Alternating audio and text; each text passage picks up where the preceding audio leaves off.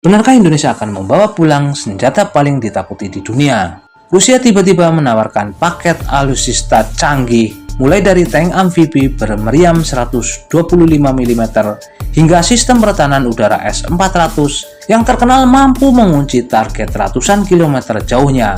Apa sebenarnya yang sedang terjadi?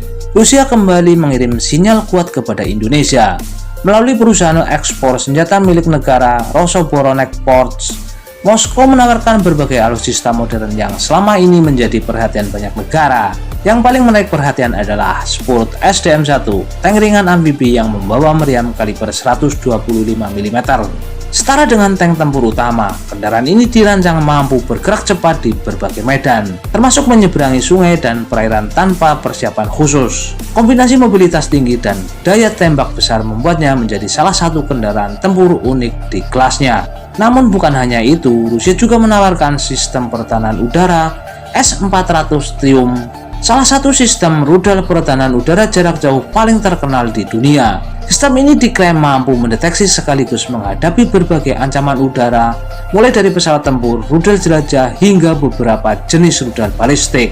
Selain S-400, Rusia juga memasukkan S-350E Vityaz, sistem pertahanan udara jarak menengah yang dirancang menghadapi serangan dalam jumlah besar. Untuk perlindungan jarak dekat tersedia Pantsir S-1M yang menggabungkan rudal dan meriam otomatis guna menghadapi drone, helikopter maupun rudal yang terbang rendah. Tak berhenti di situ, Rusia juga menawarkan rudal panggul verbal, senjata pertahanan udara portabel yang dapat dioperasikan oleh personel infanteri, serta berbagai sistem anti-drone yang kini semakin penting di medan perang modern. Paket penawaran ini menunjukkan bahwa Rusia masih melihat Indonesia sebagai mitra strategis di kawasan Asia Tenggara.